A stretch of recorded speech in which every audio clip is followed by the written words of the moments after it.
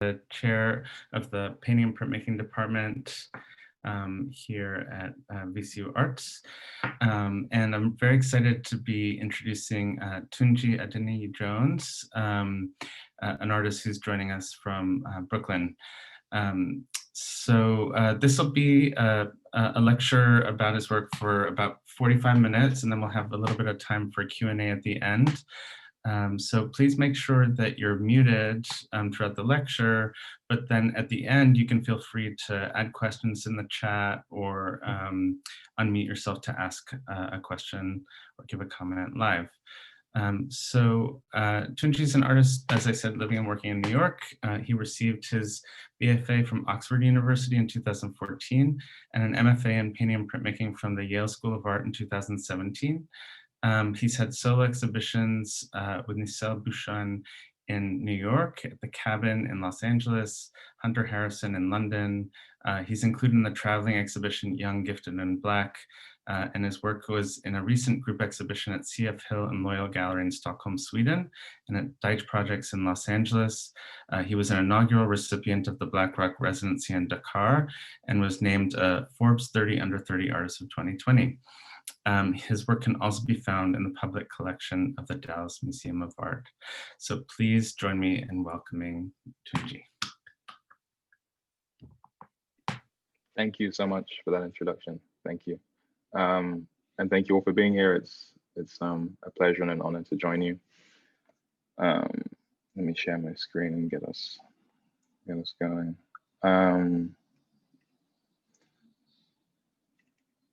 So for this presentation, I'm going to take us through some work I was making before I moved out to the US. I've been in this country for 5 years now. It's been a really interesting transition. It's had a profound effect on my work and just myself in general. I also feel compelled to sort of start this off by sharing, you know, I maybe would have felt a way about doing this presentation, given that, you know, I consider myself to be quite young to be doing what I'm doing, and I only finished my MFA program recently, and so I think there was an element of, you know, potential imposter syndrome or something like that I would have been going through for the past few years. But this year in particular, certain events have happened, and I've been through certain things that, you know, have kind of pushed me past those feelings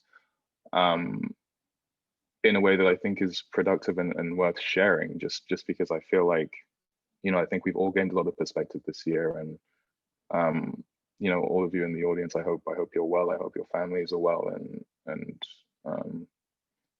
you know, I think life is too short for imposter syndrome and those kinds of feelings and sentiments. So I'm really happy to be here with you, and it feels, you know, it feels right. I feel like I'm supposed to be here, and yeah, I hope this can be a good little exercise for all of us. So starting out, I guess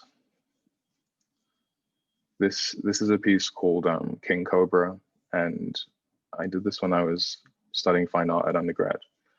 And at this point, I would describe my relationship to sort of my background and my history and my culture, my Nigerian background, my Yoruba background, as very distant. So I was trying to kind of experiment with that and make work that was an exploration or was an expression of my exploration into my background. So I started playing around with Dutch wax fabric and, you know, traditional West African printed batik fabric and dyed fabric. At this point, it seemed like the clearest way for me to get my ideas across, rather than painting or anything else like that. I kind of was pretty focused on the material. And my references for this were artists like Shonibare. I mean, I say artists plural, but he was really the only one. Yinka Shonibare, if people are familiar. He was sort of the only artist I could see through my education and upbringing in the UK that kind of represented me and represented sort of a place that I could enter into and follow. So yeah, he's famous for his Dutch wax, printed sculptures, and sort of practice in general. So I was riffing off that at that point. That was kind of the only example I could see. At this point, at my undergrad, it was a very academic program, but the history we were exposed to was almost exclusively European, white European. So I kind of wasn't seeing too many artists that came from that complex background as well. So I was focused on Shona Barrow for a while. So I took that forward and started making masks. The mask is a theme that is still very present in my work, but at this point I was invested in the hand kind of craft and making of these things. So I would take the fabric, I would wrap it around a kind of, plaster and paper mache thing that I formed into a mask, and then I would wear it and do these performances, but I would never sort of make the performance the piece. I would just shoot these stills and that would be the piece. So I was kind of always invested in like the fixed image rather than the moving one. And, at this point, it just seemed very important that it was me dealing with myself and my history and my background. It was kind of received quite drastically at the time. I think I can understand that I was acting out, but it definitely was received that way by my faculty at the time. They sort of, people kept telling me to be careful and to not play the cultural card too much. I definitely think that was, indicative of the larger problem at the time. I was trying to say, like, we weren't talking about artists from other backgrounds. It was very specific. So, there wasn't much of a reference my faculty could give me for this kind of work I was making. It kind of just seemed like I was, being a bit, doing a bit too much or trying to prove a point, which of course I was, but it wasn't received very well, I'd say. Then before I moved out here, this is the work I started making before I started my MFA up at Yale. And I kind of felt like pushing the masks away from, myself performing in them to becoming like their own things, with their own kind of personalities and expressions. This is what I would kind of like, I call this a family, I think, because it had, all the different kind of members. And this kind of body of work really, I was really into, and I kind of pushed these. And of course, at this time, I'm still not painting as much, or at all. I definitely did want to, but it just didn't seem like, I was very realistic with my capabilities, and it seemed like I still had a lot of growing to do in that department, which is why I applied to a painting program in my MFA. I wanted to see if I could learn and kind of push things. But this is the work I was bringing to that space. So, yeah, my sort of transition into painting came in the form of these photo collages, which had myself superimposed with the masks I was making on Nigerian landscapes, imagery that I found in books in my grandma's house and just around at home. And again, like you can kind of see, I was just trying to find a relationship and develop a relationship to this place and this country and this land. And, 5, 6, 7 years on, it does feel like I've gotten a lot closer, which is nice, but this is the beginning of that search. Again, I would do these performances, but I wouldn't necessarily record them straight. I would just cut myself out and recreate it in this flat space. So, yeah, I was really,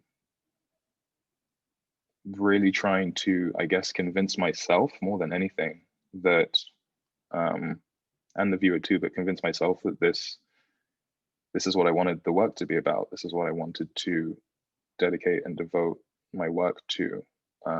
As this mode of expression, I kind of made a shield, and I found all these fabrics, and it was very performative, and I had a lot of fun with it. But ultimately, kind of, as is clear from this collage, I did want to sort of make a painting basically. But you know, these are fun too. It's another one. This one, yeah, this one's interesting to me because I guess this would have been 2010 or maybe 11, 12. Anyway, you know, with the recent news of what we've been hearing coming out of Nigeria, it's like, I've been feeling quite conflicted about it because as far as I've known, the country has always had issues to do with these kind of over-militarized police and just general people. So, I mean, I made a piece about this back then because it was striking, and it's always been striking to me whenever I've traveled to the country, how militarized the police are and how kind of like, you know, I wouldn't describe them as a law enforcement that brings comfort and sort of safety. It's been a problem for a while. It was a huge shame to see things happen the way they did, but it's been a problem for quite some time.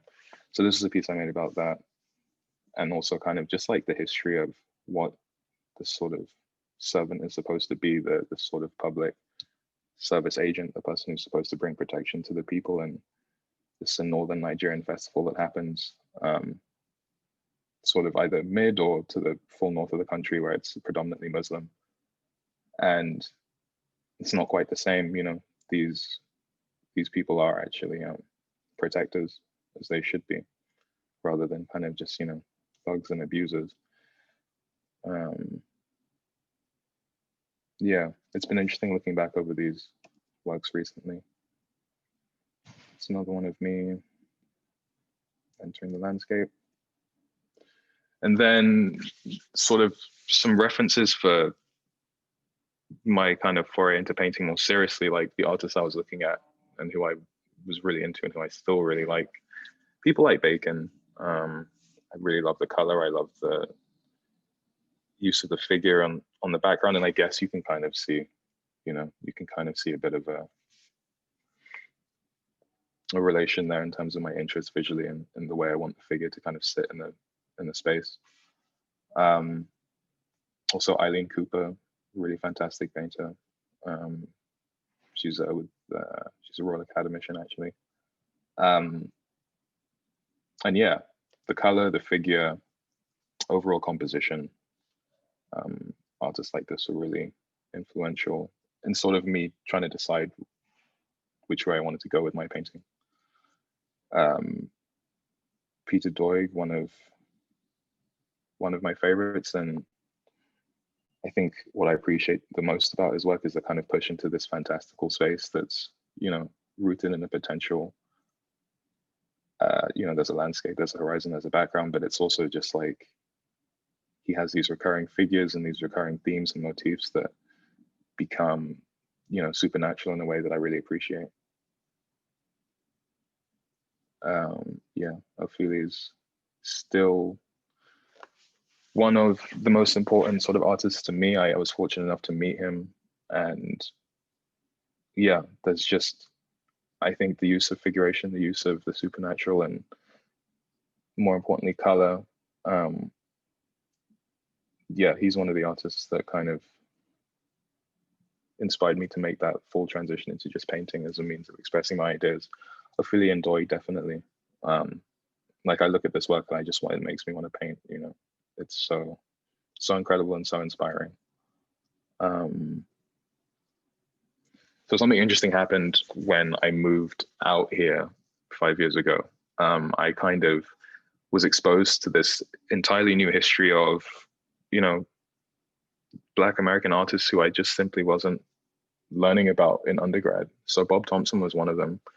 And the minute I was exposed to his work, I was kind of instantly, I was just infatuated. I was like, I didn't know that artists could paint this way. It was so, it just kind of blew everything wide open for me, because coming from the UK, when you're thinking about painting, it has to kind of be a very academic and specific way of rendering, and it becomes so, you know, conversations we would have in crits would become so specific to just the way that you were painting, like whether you could actually I don't know, paint skin convincingly, and of course, you know, predominantly white skin convincingly. So it was just like a different attitude towards expression. And I came out here and seeing artists like this was just like, you know, it was so mind blowing, because it was taking things back to even the way I was thinking about the figures and the collage work, like just this mode of expression that was really, really free and hyper colorful and hyper saturated, hyper expressive. So encountering Bob Thompson was a big one for me.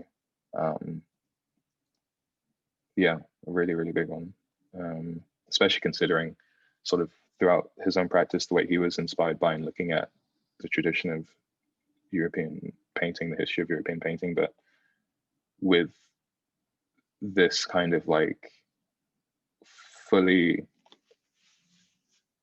through also like a lens that is informed by West African art too, and it was just like such a, and is such a perfect marriage of those things, I would say, those histories. Another artist, Aaron Douglas. I didn't know anything about Aaron Douglas. I kind of learned about him in a studio visit in my first year of grad school. And again, yeah, the silhouette was such a big one for me. This sort of like flattening but of the figure, but not at all kind of like flattening in the derogatory sense, just in the pictorial sense. It was such a important like discovery for me in the development of my own language visually. Yeah, the use of foliage especially, and the silhouette was a big one. So yeah, that's what I kind of took into my own direction in painting. This is a painting from grad school, and I was thinking a lot about Rousseau as well with this painting, but more so just trying to create these really expressive and seductive images that were kind of mysterious and spiritual, and were riffing off traditional real life things. So this was supposed to be an oryx, which is a sub-Saharan African kind of antelope species that's now extinct, but I wanted it to seem like a bit of a, you know, a deity type figure.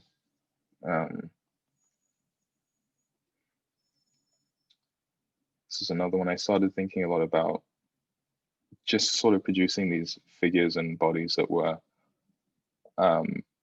human in the sense that you can see perhaps like a few giveaways, nostrils, nipples, but also they could potentially be something else, something otherworldly or like prehistoric too. That's, and you know, hyper colorful and hyper saturated, like all the references I mentioned before. It seemed to be the most kind of pleasing way of just making a painting for me. It still is.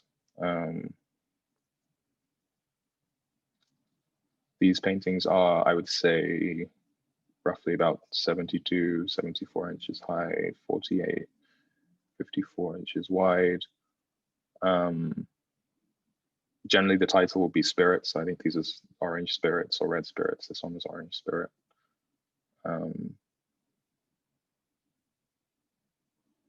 Yeah.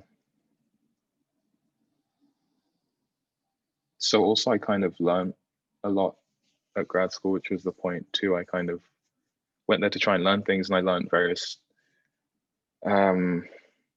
sort of techniques, I guess. So painting on oil ground versus just painting on like an unprimed stain painting.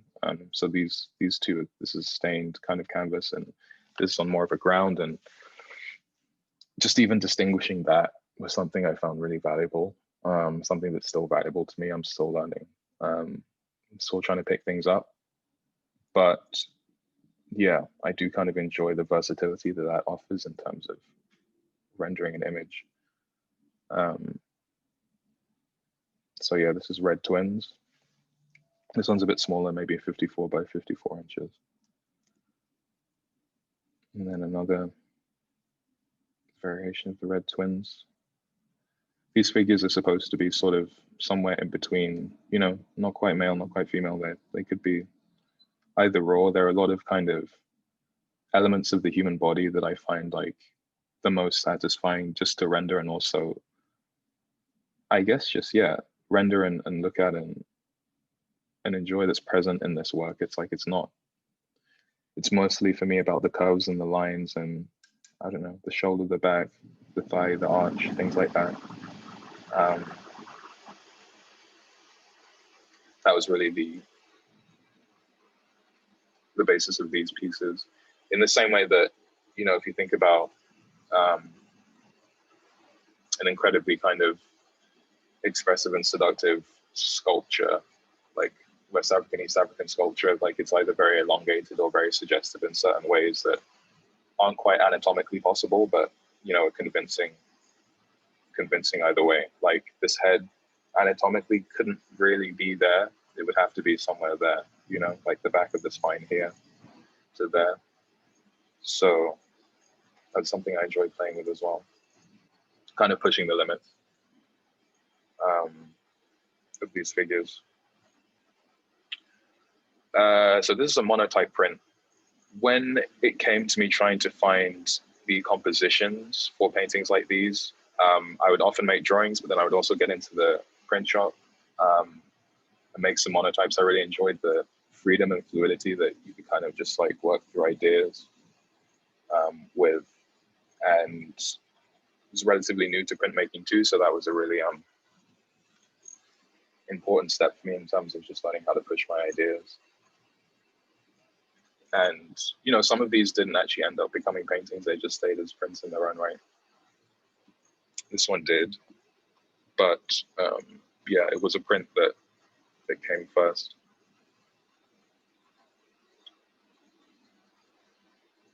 So going back to my relationship to Nigeria, to West African history, I wanted to kind of address what I considered and still consider to be a bit of a space in West African art history, which is, you know, I guess painting and oil painting. Like there's a expansive and never-ending history of sculpture and of performance and of dance, you know, cloth, fabric, food, but we don't really have sort of painting as that history. So I was trying to, and have been trying to address that by taking ideas that we have in sculptural form and expanding on them with paint and on that sort of surface and in that mode. So I became really intrigued by the Benin bronze heads from the ancient city of Benin in Nigeria.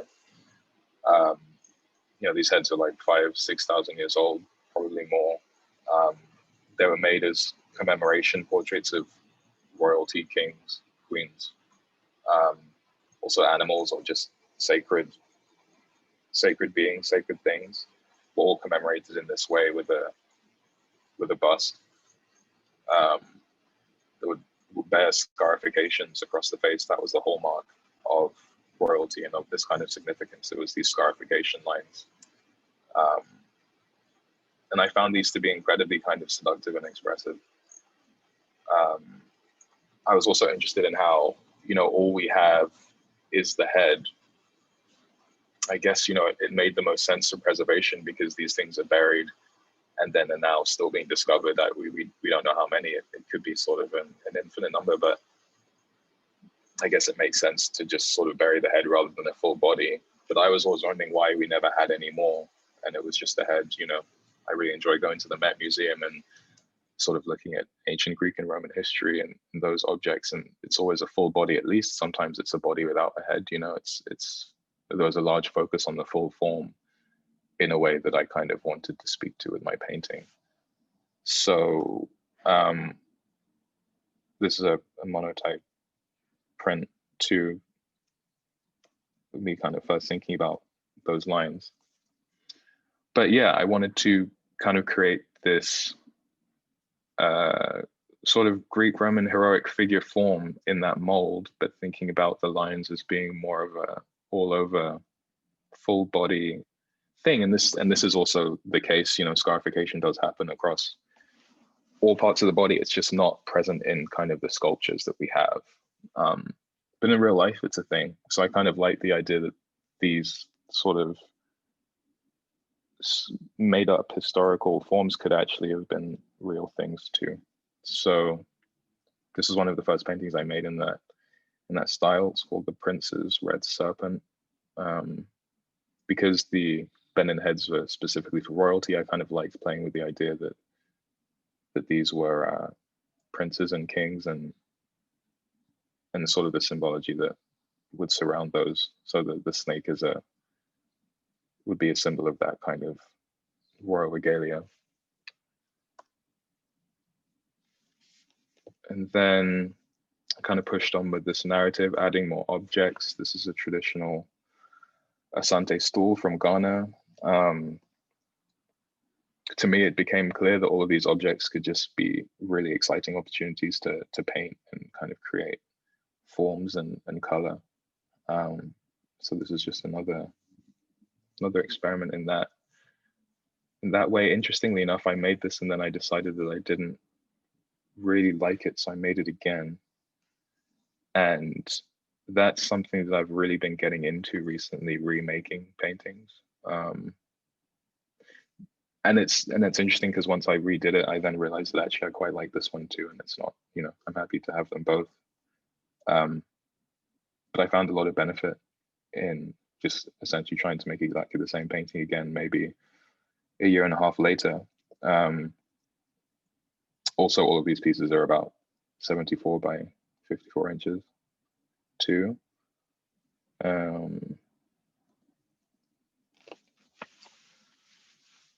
Yeah, so with the lines and the sort of scarification marks on the figure, it just became this opportunity to push these bodies into essentially what is in this case color field painting, you know, just like really, really hyper saturated and expressive color field painting that once you put the kind of like eyes in there becomes expressive and has personality. And that's something that I really enjoyed about working this way, is that I'm kind of dealing with different kinds of painting at once. Like these aren't just specifically, I mean, they are figurative, but it kind of breaks down in certain areas. And especially when I make them, it's the rules I'm following here are just like the rules of an abstract painting rather than anything else.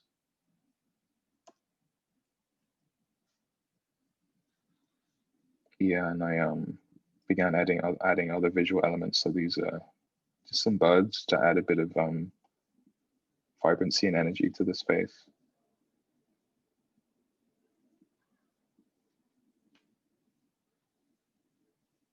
All the same scale.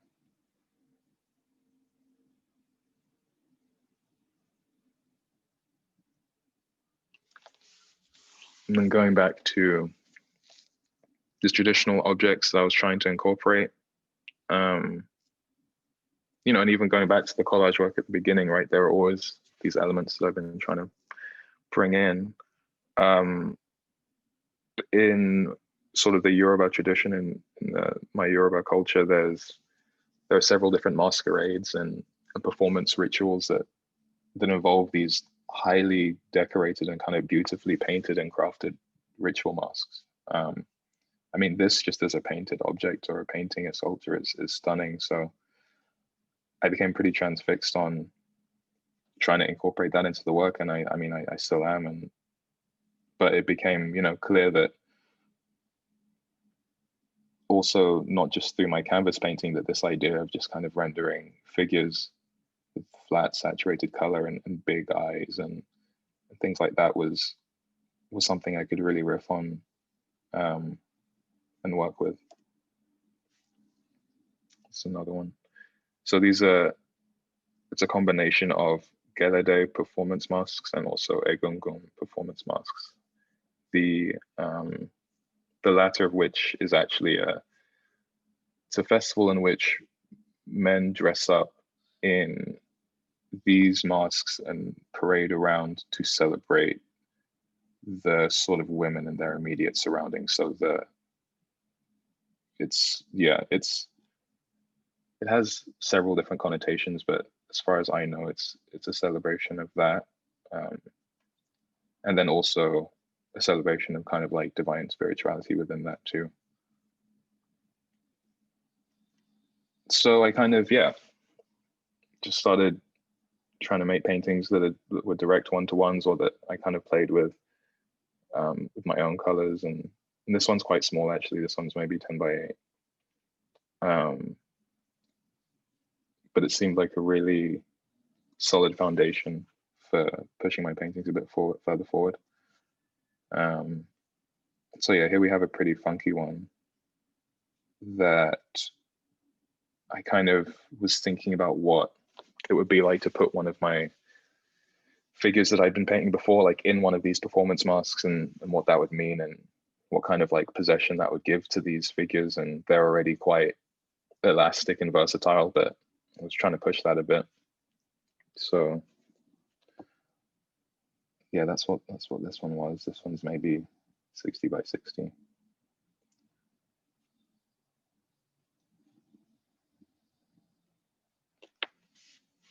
Another performance mask. This one's from a bit further west, either Ivory Coast or Mali, but yeah, again, I was just like really attracted to the graphic element of these, the lines, the symbols, the expression in these masks. So that's something I wanted to incorporate.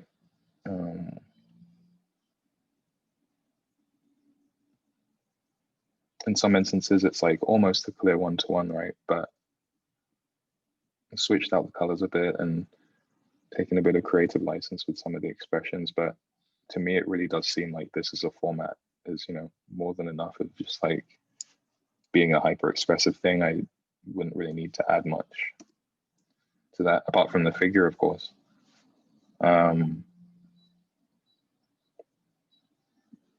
Yeah. And again, like going all the way back to the start, this idea of the figure performing in the mask. This is always kind of how I wanted those, what I was thinking about with those, you know, it was always kind of me wanting to express it in this way, or to process it in this way. More performance masks from the West. When I was trying to figure out the composition of this, there were only really a handful of formats that really made sense. So this was one, and then this kind of tall column format also seemed to work well. So I started putting the figures in this and playing with the kind of color and the design graphic elements in it. It kind of just seemed like it just seemed like there were endless possibilities in that sense.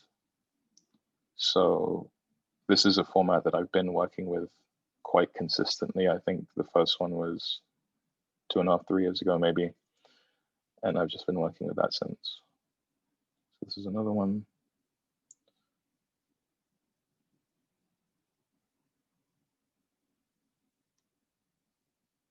Again, about 74 by 54.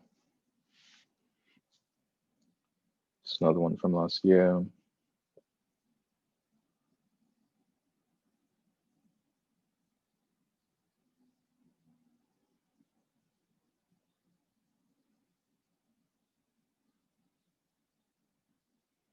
This is another one from just now, actually. This is fairly recent, like a couple of weeks ago.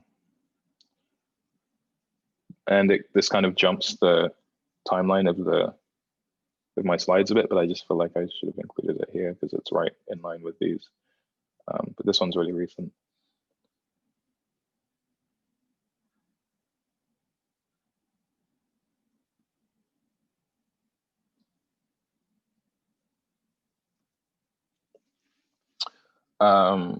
Yeah, this one's less recent, but similar idea. This one I called Ishu, which is kind of, I guess, one of the more notable Yoruba deities. You know, Ishu appears in sort of Afro-Caribbean culture as well, South American culture as well. It's a very versatile symbol and figure, the kind of trickster. And I kind of, yeah, I just felt like there wouldn't necessarily be anything about this painting that would specifically lend to that. It's more that that was the basis, and then this is the result. Ultimately, to me, it's just an icon, you know, or like an idea of an icon rather than issue in particular. So this painting, The Blue Dancer, is, I guess, has become a fairly special painting now. It's set off a whole sort of series of these incredibly kind of like dark and textured violet and blue paintings, which was a technique I picked up at grad school. I was fortunate in that my classmates and we spoke a lot and shared ideas a lot, and we worked through things a lot. And like I said, I was trying to learn, so I was always open. And then one of my friends who's really a fantastic painter, Alex Jackson, he spent a lot of time in my studio, and he shared a few things here and there with me. It's as simple as, if you put a blue down in a very thin kind of finish and then put another blue down over it and then keep going, you'll get a very rich kind of finish. And I mean, it seems simple, but to my understanding, it's not how I was painting before. So, beforehand, let's go a bit further back. Okay, even here, for example, this is a very thick and opaque application of paint, which is typically how I was always working. But this is much thinner and more translucent, which is something that I had to kind of work through, and I worked through with some friends and they helped me out on it. And so this was the first moment that I kind of found that aspect of my language, how I wanted that to be. I wanted to bring that out in my painting and how I wanted to represent that. The figure is, again, multiple things at once, not tied to any particular gender, or I think the only thing that's clear is that it's not white, right? That it's a black figure. What's important to me now, I mean, this painting is 3.5 years old, but what's important to me now is understanding that the blackness of this figure is kind of more elastic and versatile than perhaps at the time I may have thought. My experiences of being a non-American Black person in America have been fascinating. It's very clear that I'm at once in a place that I'm a familiar, and also that I'm a foreigner, and that the world will perceive me in a way that's the same as my surroundings, but I open my mouth and it's immediately clear that I'm not the same. So I feel, grateful that I can move between these spaces, and I guess I want, the work to be that open too. In sort of calling this a black figure, that's a very open statement. But as I've been learning, blackness is a very versatile and open thing, and the way my blackness has been manifesting and developing over the past sort of 5-6 years has been, well, this is an expression of that, I guess I would say. Moving here and being in America is hugely significant to that. Like, I couldn't have made this painting without being here. Couldn't have made this painting without being exposed to the likes of Aaron Douglas and Bob Thompson. Like, it all comes together with that. And then on the basis of my prior focus on figurative painting, growing up in Europe with that history, it's kind of like the convergence of a lot of different things, this painting.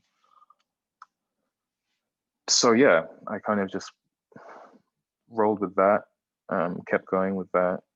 The kind of dark blue with a very sharp, warm red rose contrast became really seductive to me. That kind of pinky rose.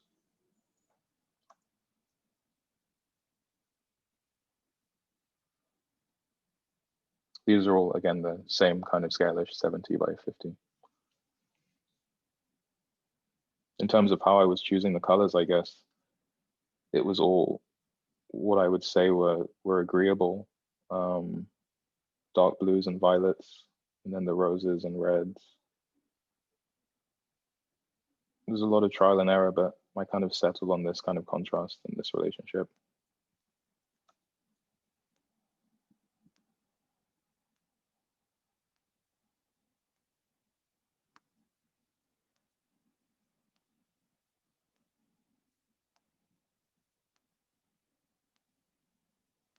one thing that's interesting, even as I look back on these, is the way that the bodies in particular have kind of changed and morphed, and how they continue to change and morph. So it's never quite fixed. It is the same figure, you know, this in essence right here is the same figure as this, but also not at all, you know. So I think throughout this process, you know, of making this body of work, I was obviously reading a lot of West African fiction, reading a lot of Black American sort of history and fiction, and just general writing. And I feel like I was just acquiring all these layers in the process, you know, like within myself. I feel like I was learning so much on such a regular basis, like reading about Baldwin, then reading Baldwin's work, then reading Teju Cole's work, then reading Chinua Achebe's work, then, you know, reading just some classical European fiction about something else, was just very, yeah, was all happening at the same time. And that kind of manifested in the work too. The figures were changing as well.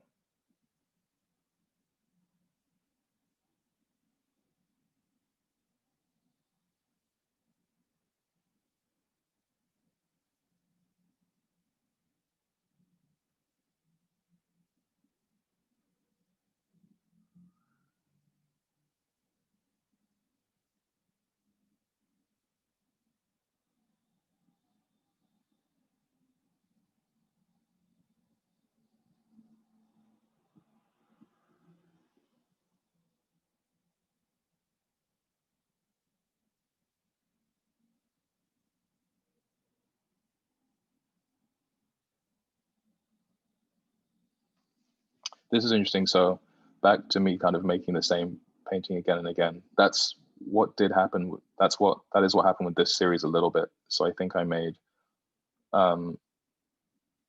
this one and I was fine with it. I made this one and perhaps wasn't as happy with it. So I tried again.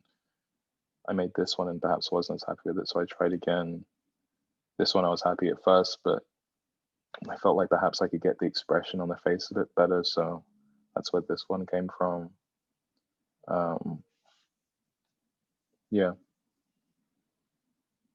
I'm kind of, yeah, I'm always looking at the work and kind of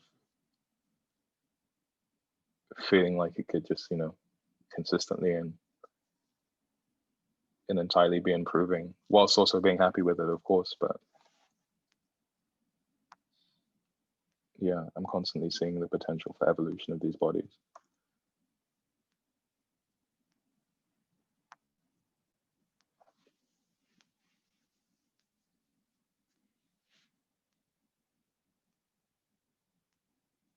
This one's quite large, maybe 90 by 90 inches.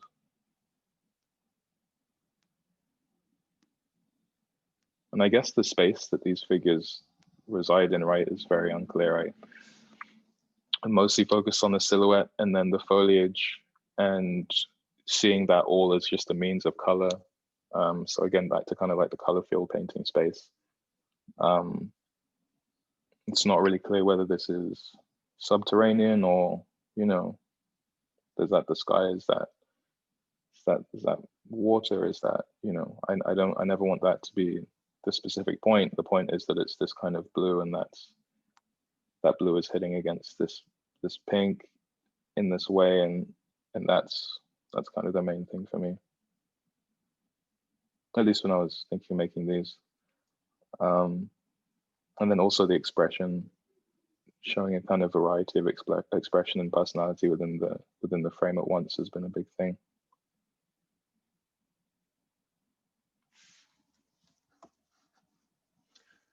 So last year, I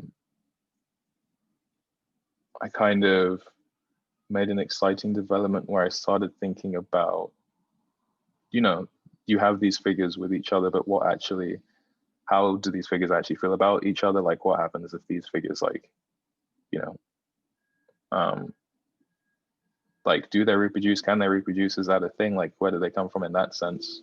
Like, pushing my own kind of like fantastical imagination and the lore of this. It's like,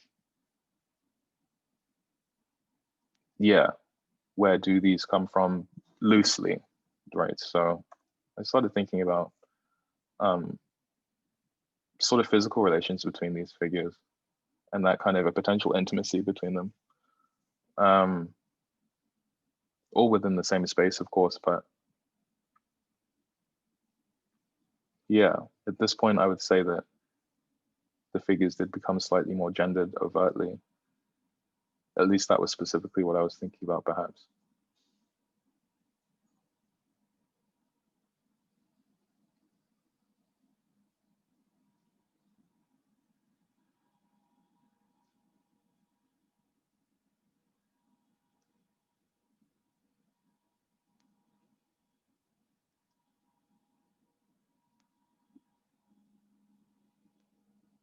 This one I wanted to bring in a more specific symbol. The kind of, well, it was inspired by the black crowned crane, which is the national bird of Nigeria. But in essence, also it's just a form that could also sort of be associated with large birds in paintings in general, like swans or anything like that. Yeah, I kind of wanted to add that specific symbol to the composition.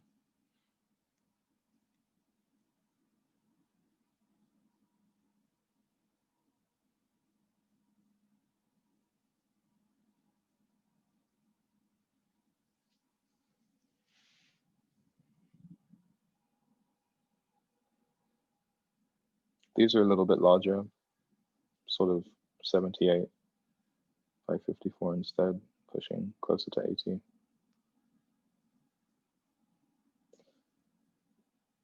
This is kind of one of my favorites for some reason. And it's not even as specific as what I've been mentioning before. It's just a lion I called like prancing lion. But I really like it. And it's like kind of pure in the sense that I'm not trying to tell you that this is a specifically like significant Nigerian Yoruba lion or anything. It's just kind of like an animalistic, animistic being. I had a lot of fun making it. I had a lot of fun pushing the details and the rendering.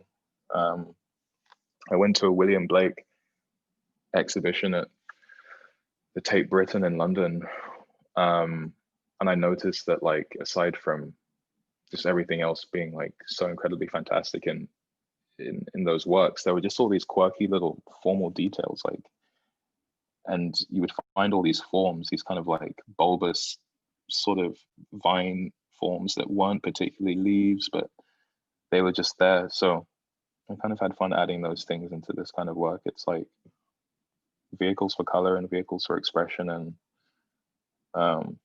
yeah, looking back now, I really, really like this line painting, but I can't, explain it to you in the same way. It's kind of just a matter of fact, as what I wanted it to be. This, interestingly, I think was the first figure I've ever painted with hair in this style, albeit kind of loosely suggested, but yeah, no, there's hair there.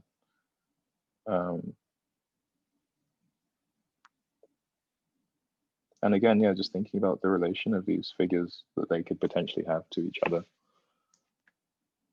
what that could mean and what form that could take.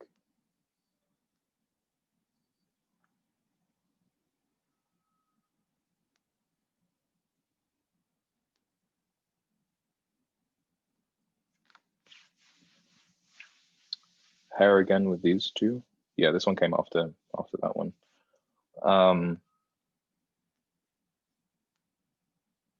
Yeah, at the time I was also thinking about architectural drawing and symbols more from North Africa, actually, like maybe more like Moroccan tile type things. So that's what I was trying to incorporate in the background here, thinking about the figures in a bit more of a performative space. But of course, thinking about them interacting with each other. So with these, I should also say, perhaps at the very start of all of this was me thinking that formerly it had always been just one figure fixed in the frame in this way. And so I was thinking about, you know, adding more in a way, not like this as such, but in what this became. So kind of two figures holding the space in the way that formerly I would only have one figure holding the space.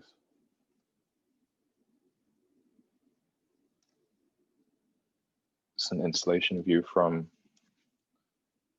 a show last year with all of these works.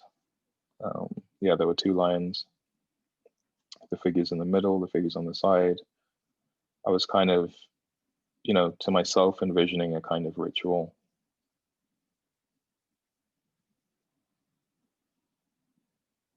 Or a ceremony.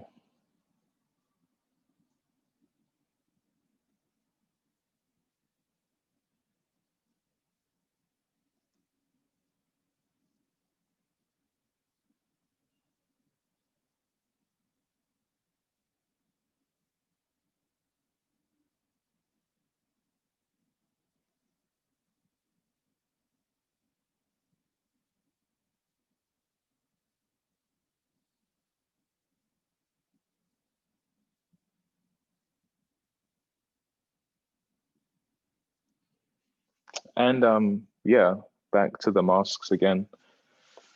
I got really into making these mask paintings and kind of color studies, and mostly for myself is kind of like a callback into that way that I used to be making, you know, eight or 9 years ago. And yeah, I really kind of enjoyed the expression, or like the vehicle for expression, the way that I could put so many different kinds of personalities or emotions in these tiny frames. These also helped formulate the expressions on the larger pieces too. So these would come like before, during, and after these kinds of paintings to kind of help me figure out some expression. Yeah, so that was December of last year. After that, I was really fortunate enough to travel to Dakar, Senegal for the Black Rock Residency. I was sort of out there for 2 months, and I wanted to kind of be open to anything rather than going there with a fixed idea of what I wanted to do or how I wanted to work. So I had just finished this body of work, and I think I was pretty set in this mode of representation in terms of color and everything like that. You know, I could have just made more of these, but I didn't really feel like doing that. I wanted to perhaps be open to something different. So I kind of decided that I wanted to try and play with adding more figures into the space, play again with the expression.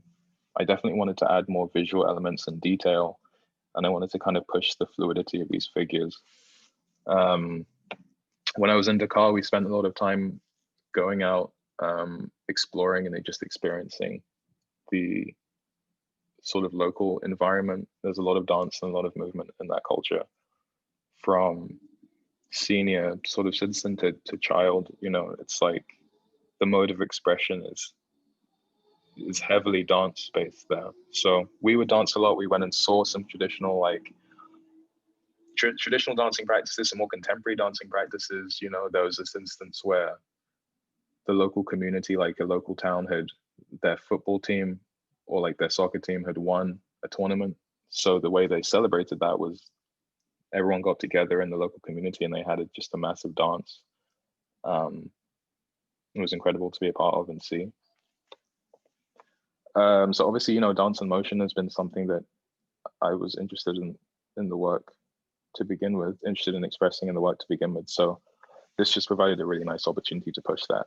I kind of went back to my previous ideas of bringing the birds in and the figures with the scarifications in it. I just kind of felt like pushing that a bit, pushing the detail. And that's, to be honest, what I've been working through this whole year. This year's been really difficult for a myriad of reasons for me personally, but I have felt a certain level of freedom in what I'm making, whereas I have the solid base and foundation in knowing that these figures are rooted in the history I want them to be, and I kind of just have been making paintings that I want to make and not thinking too much about it beyond that.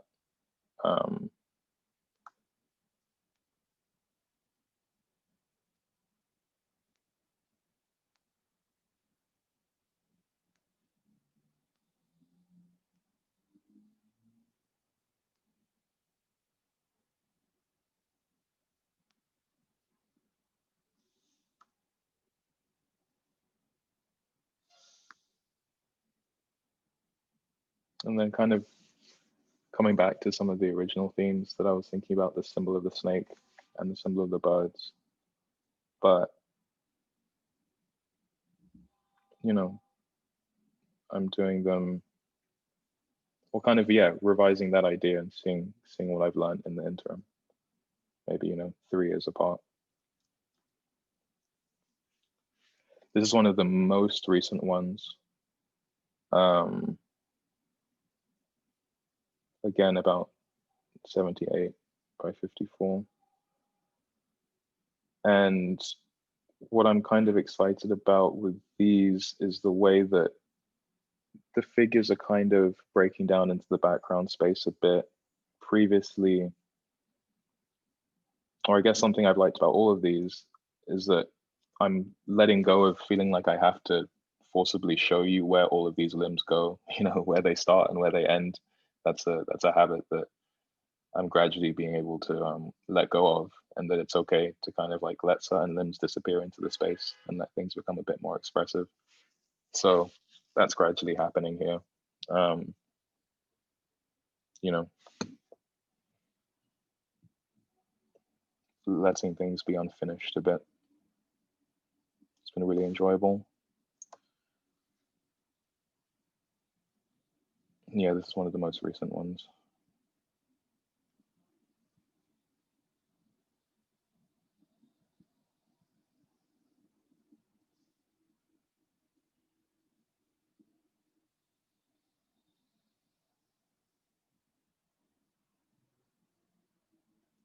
And yeah, that's it.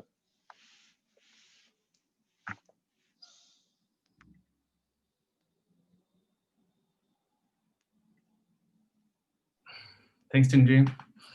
And I just want to invite anybody who wants to bring their camera up. It'd be helpful for us to see some people here that are joining us.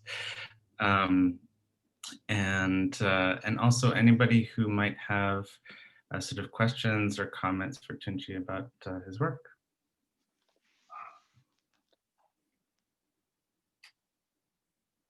And let me also say one thing quickly is that this is also a project of that we've been reaching out with called Archipelago Transfer.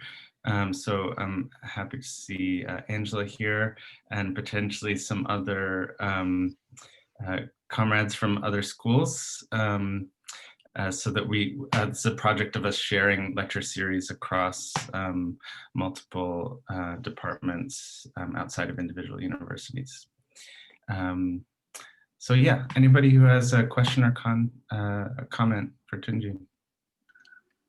Do you want us to just talk or like raise our hand? Yeah, go right ahead and like you can just speak right up.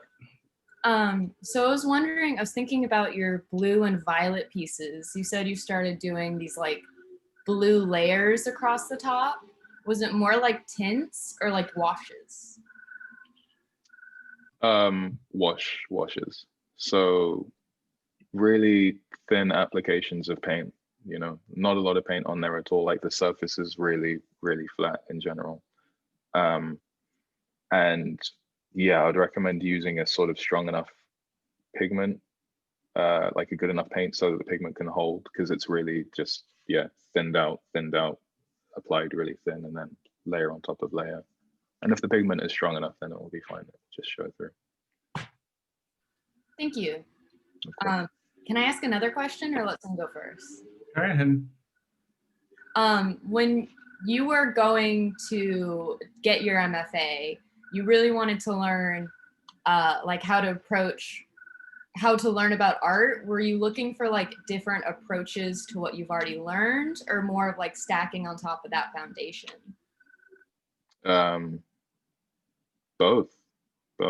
I was looking to change my environment. I wasn't feeling particularly stimulated where I was, so I, moved country. And by virtue of that, I think, everything was going to be either a stack or just completely new knowledge.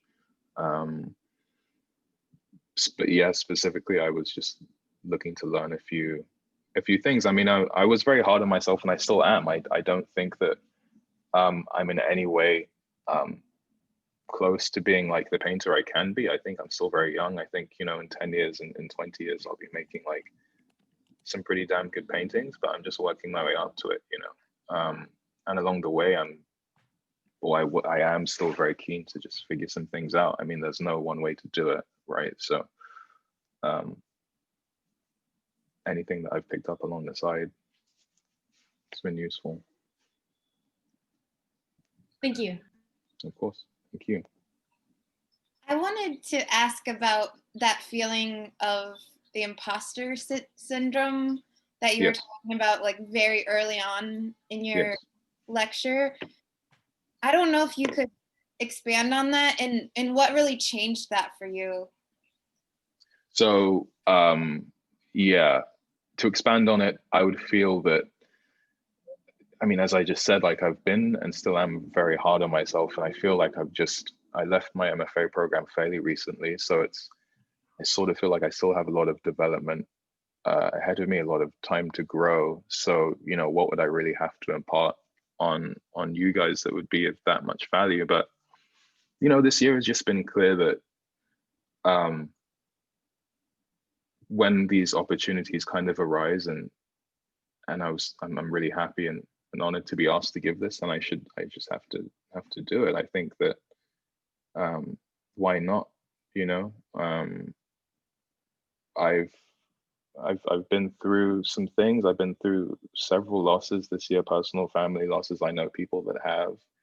We look at the news and we can see millions of people have been through this. It's been a pretty difficult year for that. So like, with that in mind, it's just like my imposter syndrome seems very fickle. It just seems very silly. It's like we kind of just have to do all that we can do. I don't want it to seem too morbid, but this year it just seemed pretty clear that that sort of feeling and that emotion of not potentially seeing myself as enough, and then also just generally everyone, right? It's like there's we're not seeing ourselves as being enough is kind of unnecessary at a time like this. We have so much to be grateful for and so much to work towards and progress. So we might as well just get on with it and do it. This is how I feel. Yeah.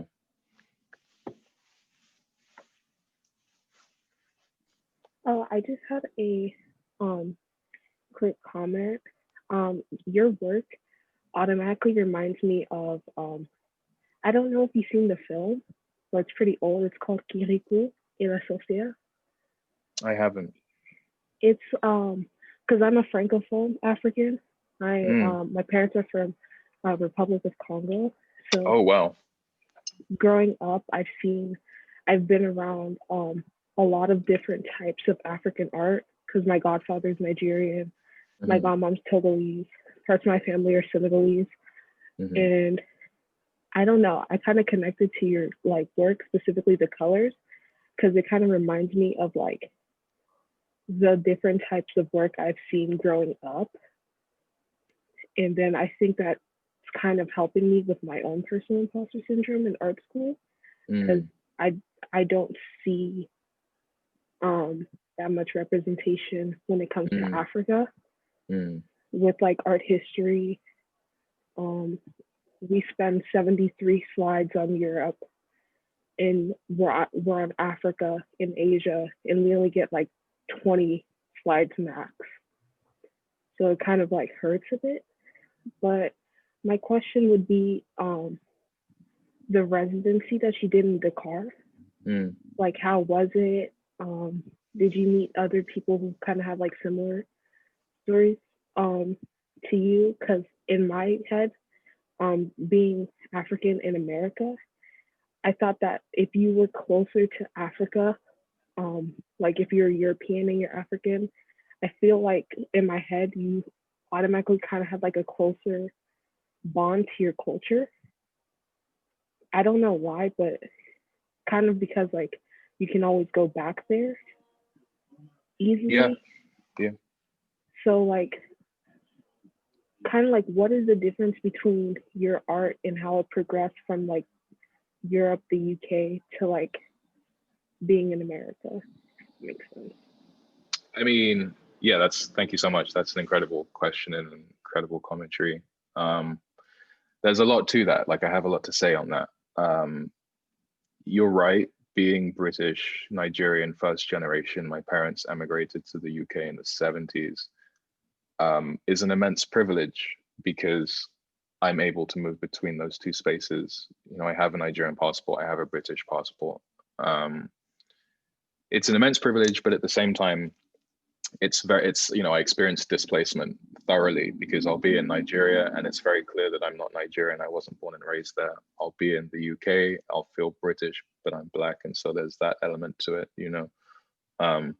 The UK isn't quite as overtly racist as America, but it does try its very best. So, you know, it's finding a place that's comfortable and that's home is a constant search, I would say. That's the trade-off to it.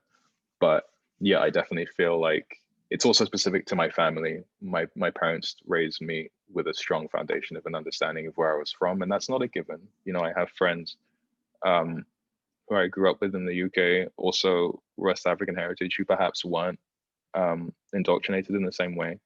But I'm really grateful that I was brought up around that. I mean, it sounds like you were too. I had a lot of art objects in my home, and I was always reminded about that. In terms of the trip to Dakar, it was pretty eye-opening for me. You know, I was there for 2 months.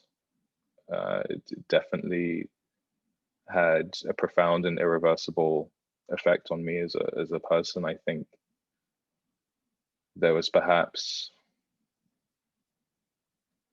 2-3 weeks went by when I was in Dakar.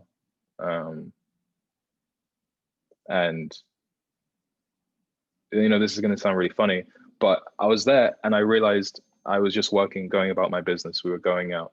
I was with my fellow residents. And then I realized that I hadn't seen a white person in like 3 weeks, you know.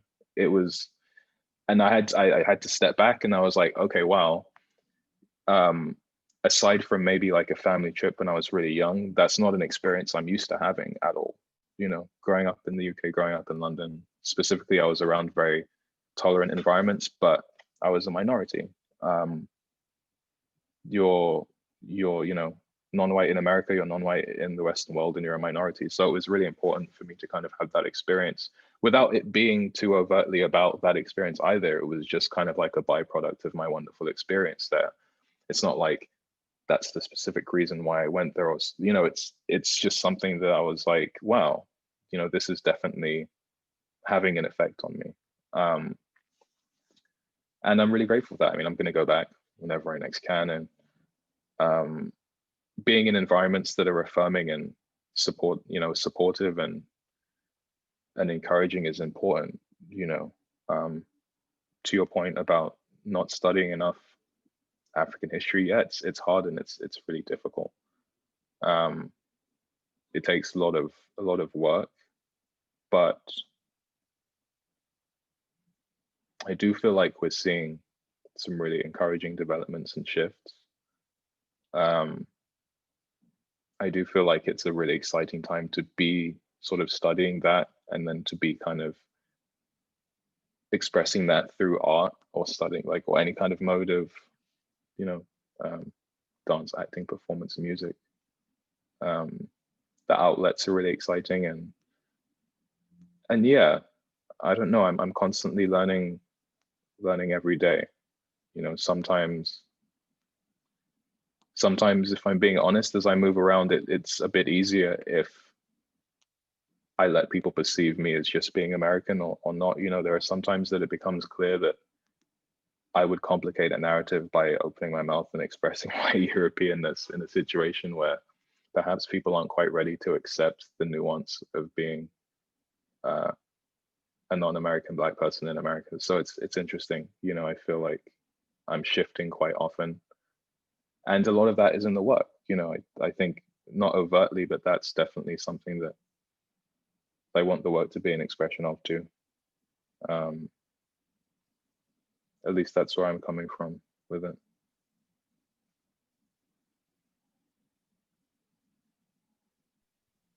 Thanks so much. Anyone else?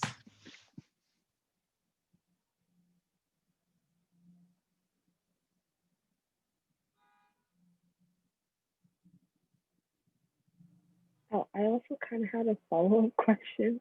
Sorry, I didn't want to like double ask. But looking at like your website, you like have exhibits all over the world basically. So I wanted to know like which ones were the most important to you? Like you felt like, oh shoot, like I got my work in that space. And how did that like motivate you in order to create more work to be in even more spaces?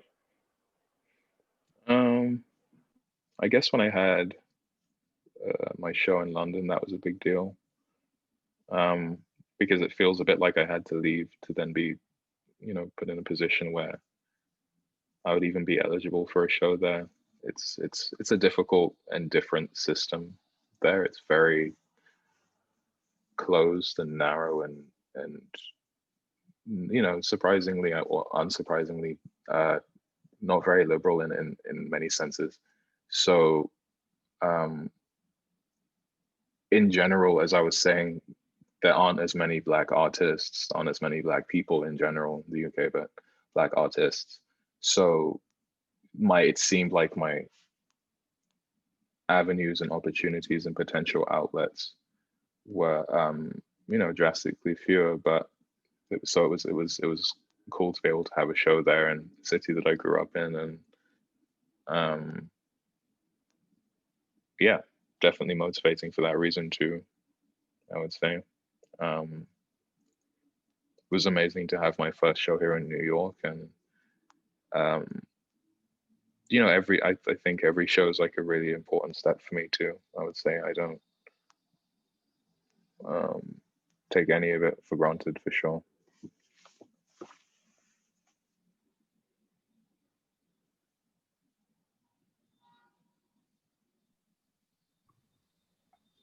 Hi, I have a quick question.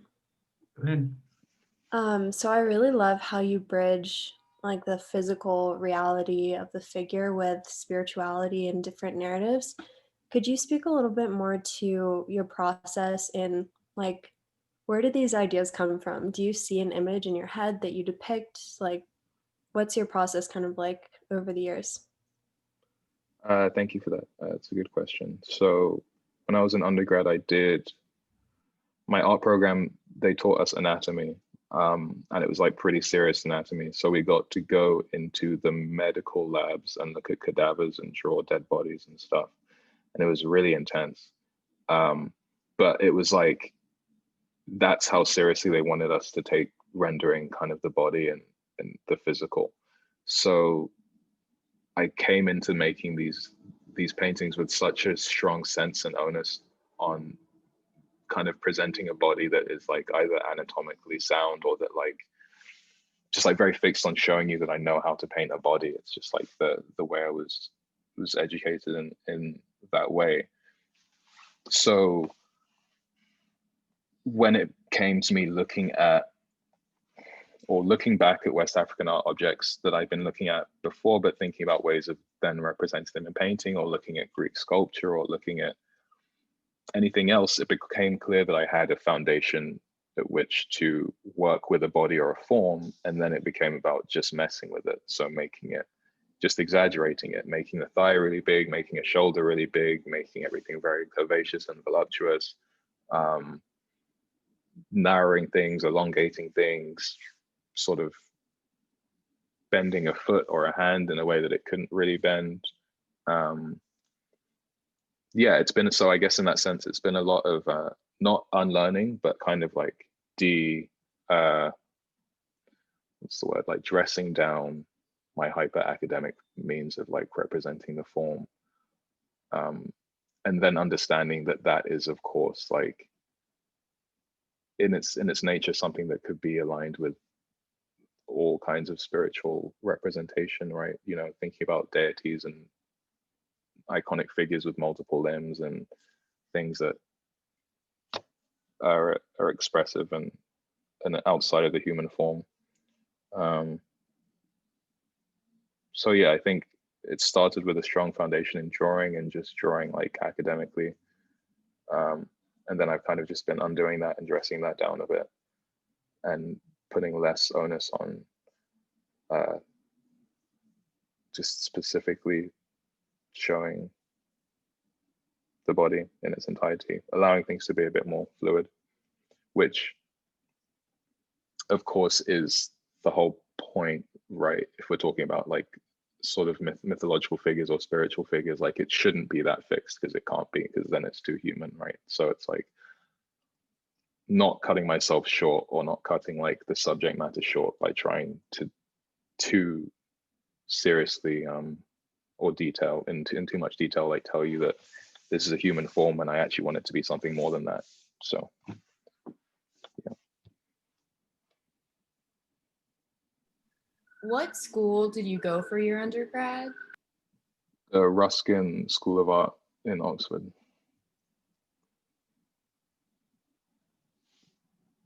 Going from Oxford to Yale, what was that transition like, of really like prestigious schools? Yeah, it was interesting to say the least. I think the culture shock was the main one for me, right? I guess I thought that Oxford and I guess maybe Ivy was similar, but I'm in their core foundation and like ideology, I'm sure, but one is in America and one isn't. So like, you know, I was just kind of swept away by that aspect of it, to be honest, which is why I came here. I did want to have an experience like outside of myself like that. In terms of the way that the schools operated, the art schools operated, it's kind of like I've been saying, there was a very different attitude towards painting here versus back there. And frankly, you know, things here I would say are far more expressive and interesting and visually stimulating and colorful and just, yeah, like the work, everything I'm making now is because I moved out here. And it's not specifically Yale, although like the pedagogy of that school is linked to that, but it's just the history of this country and painting in this country and the sort of Black American artists I was introduced to, and my faculty at Yale were fantastic. You know, that's part of it too. My colleagues that I met there were really great. Not to say that I didn't like any of my faculty or colleagues back at Oxford, but it was quite stifled. It was a bit it was a bit more narrow, and yeah.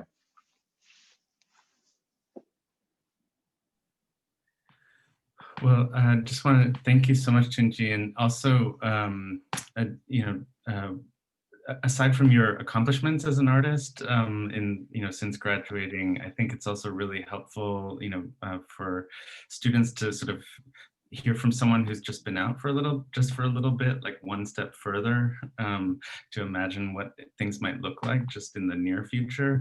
So I think you've been incredibly helpful in that way, not only to sort of share your work and your thinking, which has been incredible, but also to help some of our students to think, you know, just a little bit further down the line. So thank you so much. I really appreciate it. So thank you for having me. Nice to see everyone. Thanks for the questions. Hope you're all doing well. Yeah, thanks everyone for being here, and have a good rest of your day. Yeah, take care. Thanks, Tunji. Bye.